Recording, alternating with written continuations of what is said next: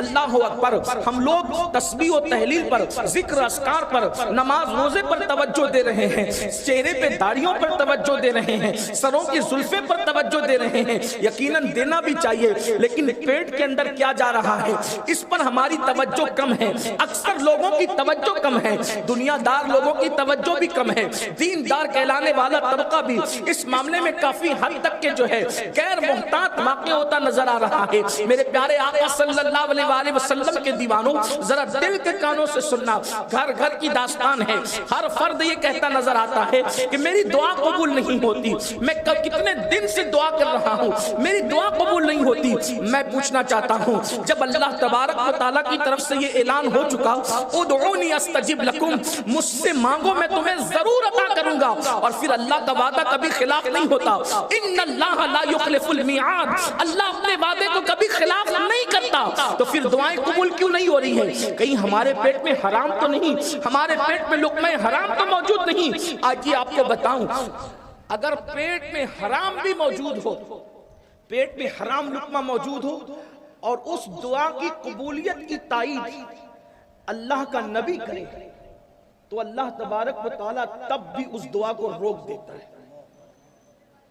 یہ جملے اگرچہ سننے میں کچھ تکلیف دہ محسوس ہوتے ہیں، لیکن یہ اللہ کی غیرت ہے، اس کی شان بے نیازی ہے. آپ اٹھا کر دیکھیں امام غزالی کو. امام غزالی رحمت اللہ تعالیٰ علیہ لکھتے ہیں کہ حضرت سیدنا عیسیٰ علیہ السلام، عیسیٰ کلمۃ اللہ روح اللہ، آپ ایک جنگل سے تشریف لے جا رہے ہیں. آپ جنگل سے جاتے ہوئے دیکھتے ہیں کہ ایک بندہ جنگل میں بکھرے ہوئے بال اور اللہ کی بارگاہ میں رو رو کر گریہ وزاری کر رہا ہے، دعا کر رہا ہے. اللہ کو رونا بھی پسند، گریہ وزاری بھی پسند، اور اللہ کو عاجزی بھی پسند. یعنی دعا کے جتنے لوازمات ہو سکتے تھے، دعا کے جتنے ارکان ہو سکتے تھے، وہ ساری چیزیں وہاں پر موجود ہے. آنکھ میں آنسو بھی موجود ہے، آنکھوں میں آنسو بھی موجود ہے، آہو زاری بھی موجود ہے، آہو بکا بھی موجود ہے، گریہ بھی موجود ہے، ہاتھ اٹھے ہوئے ہیں، تڑپنا بلکنا خدا کی رحمت پر مچلنا بھی موجود ہے. لیکن اللہ کی طرف سے کوئی جواب نہیں آتا. تو حضرت عیسیٰ علیہ السلام اس کی تڑپ پر، اس کی آہو بکا پر، اس کے بلکنے پر اللہ کی بارگاہ میں اس کی سفارش کرتے ہیں اور عرض کرتے ہیں، مولا یہ کتنا تڑپ رہا ہے، یہ کتنا بلک رہا ہے، مولا یہ جو مانگ رہا ہے اس کو عطا فرما دے.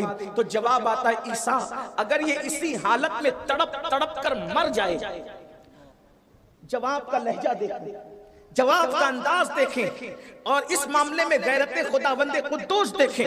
سفارش کون کر رہا ہے؟ عیسیٰ روح اللہ، عیسیٰ کلمۃ اللہ، ان 4 انبیاء کرام میں سے وہ شخصیت جن کو اللہ تبارک و تعالیٰ نے انبیاء کی صف میں ایک مخصوص مقام عطا فرمایا.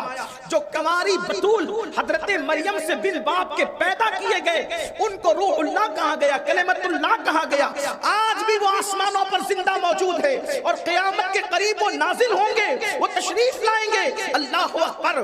وہ اللہ کی بارگاہ میں اس بندے کی آہو بکا کو، اس کی گریہ وزاری کو دیکھ کر کہتے، مولا یہ اتنی گریہ کر رہا ہے، مولا جو مانگ رہا ہے عطا کر دے. ارشاد ہوتا ہے، عیسیٰ اگر یہ اسی حالت میں گریہ کرتے کرتے تڑپ کر مر جائے تو بھی اس کی دعا قبول نہ کریں گے. تو پھر عرض کرتے، مولا اس سے اتنے ناراض کیوں ہیں کہ اس کی دعا قبول نہیں کی جاتی؟ ارشاد ہوتا ہے، عیسیٰ یہ گڑ گڑا تو رہا ہے، لیکن اس کے پیٹ میں حرام موجود ہے، اور اس نے جو کپڑے پہن رکھے ہیں وہ کپڑے بھی حرام سے خرید کر پہن رکھے ہیں. تو جس کا لباس بھی حرام کا ہو، جس کے پیٹ میں غذا بھی حرام کی ہو، اس کی دعا کیسے قبول کی جائے؟ اب میں آپ سے پوچھنا چاہتا ہوں، ہم دعاؤں میں گڑ گڑا تو رہے ہیں، ہم دعاؤں میں رو تو رہے ہیں، روتے روتے داڑیاں بھیگ تو رہی ہے، الفاظ کا انتخاب ایک سے بڑھ کر ایک کیا جا رہا ہے، لیکن دعائیں اثر کیوں نہیں دکھاتی؟ اس لیے کہ پیٹ کے اندر کتنا حلال موجود ہے اور کتنا حرام موجود ہے یہ اچھی طرح سے ہم جانتے ہیں. حرام کے مختلف ذرائع آج مسلمانوں نے اپنا رکھے ہیں. پہلے تو لوگ شراب کے دھندے کرتے تھے، لوگ جوے کے دھندے کرتے تھے، اور اب تو جوا، شراب، سود الگ الگ انداز سے مسلمانوں کے اندر رواج پا چکا ہے، بلکہ معاذ اللہ اب تو لوگ چھپ چھپا کر کے یہ دھندے کرتے رہتے ہیں، اور پھر وہ سوچتے ہیں حرام کاروبار کریں گے، پھر اس سے کسی کو عمرہ کروا دیں، کسی کو حج کروا دیں، کسی طریقے سے 11ویں کی نیازوں میں بڑی بڑی دیگیں لگوا دیں، پھر وہ مطمئن رہتے ہیں چلو ہم نیک کام تو کرتے ہیں۔ یاد رکھنا امام اہل سنت سیدی اعلیٰ حضرت نے لکھا حدیث پاک کے حوالے سے کہ حرام کمائی سے نیک کام کرنا ایسے ہے جیسے ناپاک کپڑے کو پیشاب سے دھلنا۔ اگر کوئی ناپاک کپڑا پیشاب سے دھلتا ہے تو کیا کبھی وہ کپڑا پاک ہو سکے گا؟ بلکہ اس کی ناپاکی میں اور اضافہ ہی ہوتا رہے گا۔ ایسے ہی حرام کاروبار کر کے، حرام کما کر کے جب کوئی بندہ معاذ اللہ ثم معاذ اللہ نیک کام کرتا ہے تو الٹا اس کے گناہ میں اضافہ ہوتا ہے۔ اگر وہ عمرہ کو جا رہا ہے، حرام کمائی سے ہر قدم پر گناہ لکھا جائے گا۔ وہ احرام پہن رہا ہے، گویا کہ اللہ اکبر اس کے جسم پر وہ آگ لپیٹ رہا ہے۔ اگر وہ کھا رہا ہے اپنے منہ کے اندر گویا کہ وہ انگارے ڈال رہا ہے۔ اس لیے آج امت مسلمہ کو رزق حلال کی ضرورت ہے، حلال پر توجہ دینے کی ضرورت ہے۔ نئی نسل کا ذہن یہ بن چکا ہے کہ مولانا حلال سے کون ترقی کرتا ہے جو ہم ترقی کریں گے۔ یہ جملہ اتنا بدترین ہے، اللہ پر یقین اٹھ گیا، خدا بند قدوس کو رزاق ماننے کی بجائے ہم نے معاذ اللہ عملی طور پر کتنی بے احتیاطی کی۔ یاد رکھو حلال میں جتنی برکت ہے اتنی حرام کے اندر نہیں ہے۔ حرام بہت زیادہ آتے نظر آتا ہے لیکن حرام میں کبھی برکت نہیں ہوتی، اور حلال تھوڑا تھوڑا آتے نظر آتا ہے لیکن حلال کے اندر برکت ہوتی ہے، اور جس میں برکت ہو وہ کبھی ختم نہیں ہوتا۔ ایک آسان مثال ہمارے علماء سے آپ نے بار بار سنا ہوگا، دیکھو خنزیر کے بچے سال میں 10-12 ایک ساتھ پیدا ہوتے ہیں، لیکن بکری کے بچے سال میں 2-3 پیدا ہوتے ہیں۔ آپ مجھے بتائیں ہر آنگن میں آپ کو بکری بندھی ہوئی ملے گی، ہر آنگن میں آپ کو سور بندھا ہوا نہیں ملے گا۔ آپ مجھے بتائیں حرام زیادہ آتا نظر آ رہا ہے لیکن اس میں برکت نہیں ہے، اور حلال کم آتا نظر آ رہا ہے لیکن اللہ نے اس میں برکت رکھی ہے۔ مجھے بتاؤ کہ آج کوئی یہ کہتا نظر آتا ہے کہ اس سال بقرعید پر قربانی نہیں ہوگی اس لیے کہ بکریاں نہیں مل رہی ہے، بکریوں کی کمی ہو گئی ہے۔ ارے کروڑوں اربوں خربوں کی تعداد میں جانور ذبح ہوتے ہیں، سال بھر کٹتے رہتے ہیں، بقرعید پر لاکھوں کروڑوں اربوں کٹتے ہیں، اس کے باوجود بھی آخر وہ ختم کیوں نہیں ہوتے؟ اس لیے کہ حلال ہے، اللہ نے اس میں برکت رکھی ہے، تو حلال میں برکت ہے۔ آئیے میں اپنے جوانوں سے اختصار کے ساتھ کچھ باتیں عرض کروں۔ اس لیے پہلی چیز یہ ذہن سے نکال دو کہ حلال کے ذریعے ہم ترقی نہیں کر سکتے۔ اس لیے جب یہ ذہن بنا کہ حلال سے ترقی نہیں ہو سکتی تو پھر کوئی چوری کر کے، کچھ لوگوں کا کاروبار چوری کرنا۔ اللہ کے رسول علیہ السلام فرماتے ہیں کہ جب کوئی بندہ چوری کرتا ہے تو وہ مومن نہیں ہوتا۔ چوری کرتے وقت چور مومن نہیں ہوتا، اللہ کے رسول علیہ السلام نے فرمایا۔ چوریاں بھی ہو رہی ہیں، اور چوری کا یہ حال ہے کہ مسجدوں سے چپل بھی جاتی ہے، مسجدوں سے موبائل بھی جاتے ہیں، بلکہ کچھ دینی جلسوں سے موبائل گم ہو جاتے ہیں۔ اس کا مطلب چور ہم ہی لوگوں میں موجود ہے۔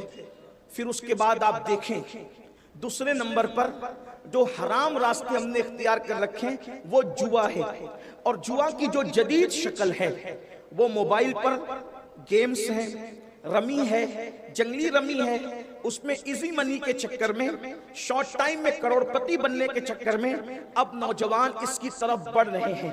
یاد رکھنا اپنے مذہب میں جوے کی اجازت نہیں، چاہے جوا پتوں کے ذریعے سے کھیلو، چاہے جوا آلات کے ذریعے سے کھیلو، چاہے جوا موبائل کے ذریعے سے کھیلو، کسی بھی ذریعے سے جوا کھیلو، جوا جوا ہے۔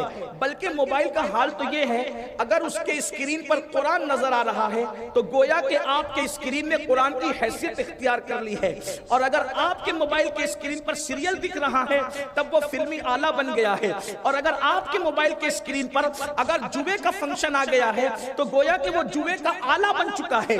اور یاد رکھنا حجت الاسلام امام غزالی رحمت اللہ تعالی علیہ لکھتے ہیں کہ جو جوے کے آلات کو، یعنی جس سے جوا کھیلا جاتا ہے، جوے کے آلات کو اپنے ہاتھ میں لیتا ہے، گویا کہ قیامت کے دن وہ اس حالت میں اٹھے گا کہ اس کے ہاتھ سور کے خون میں رنگے ہوئے ہوں گے، اس کے ہاتھ خنزیر کے خون میں رنگے ہوئے ہوں گے۔ کہاں ہے وہ جوان جو غلامی رسول میں موت بھی قبول کا دعویٰ کرتے ہیں؟ کہاں ہے وہ جوان جو عشق مصطفیٰ کا دعویٰ کرتے ہیں؟ میں پوچھنا چاہتا ہوں، عشق مصطفیٰ کا دعویٰ کر کے مال کی محبت میں جوا کھیلنے والوں، دنیا کی محبت میں جوا کھیلنے والوں، کیا حجت الاسلام امام غزالی کا یہ فرمان نہیں پہنچا کہ اللہ اکبر، جنہوں نے دنیا کے اندر جوے کے آلات کو ہاتھ میں لیا ہوگا، قیامت کے دن وہ اس حالت میں اٹھیں گے کہ ان کے ہاتھ سور کے خون میں رنگے ہوئے ہوں گے۔ اب بتاؤ، اور قیامت کے دن میرے آقا اپنی امت سے مصافحہ کریں گے،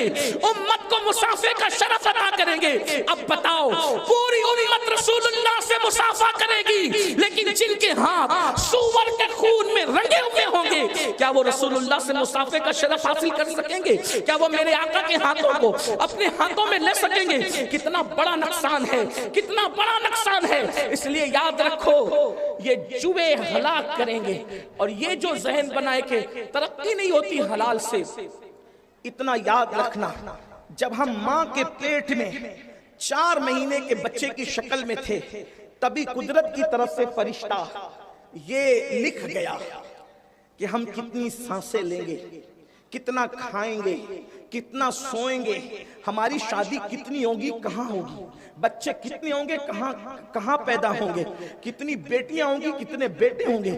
اسی طرح ہماری تقدیر میں یہ بھی اللہ کے حکم سے لکھ دیا گیا کہ ہمیں روزی کتنی ملے گی۔ وہ جو 4 مہینے کی حمل کی شکل میں ہم ماں کے پیٹ میں تھے، یہ مکمل طور پر فیصلہ ہو چکا۔ اب جتنا تقدیر میں لکھا ہے، نہ اس سے زیادہ ملے گا، نہ اس سے کم ملے گا۔ بس بات اتنی ہے، توجہ کرنا، بات اتنی ہے، لکھا گیا ہے تقدیر میں، اور راستے 2 دے دیے گئے، ایک حلال کا اور ایک حرام کا۔ اگر حلال کے ذریعے سے لوگے تو بھی اتنا ہی ملے گا، اسی وقت ملے گا، حرام کے ذریعے سے لوگے تو بھی اتنا ہی ملے گا، اسی وقت ملے گا۔ فرق اتنا ہے، حلال کے ذریعے سے جاؤ گے مال بھی ملے گا، اللہ کی خوشی اور رضا بھی ملے گی، اور حرام کے ذریعے سے جاؤ گے مال تو ملے گا لیکن اللہ کی ناراضگی ہوگی اور جہنم کا ایندھن بننا ہوگا۔ ملے گا اتنا ہی، فرق کچھ نہیں ہے، ملنا اتنا ہی ہے، اس سے زیادہ نہیں ملے گا۔ ناظرین اکرام، اسی طرح کے اور واقعات اور بیانات سننے کے لیے چینل کو سبسکرائب کریں، بیل آئیکن کو دبائیں تاکہ اگلے آنے والے ویڈیو کا نوٹیفیکیشن ترنت آپ کے پاس پہنچ جائے۔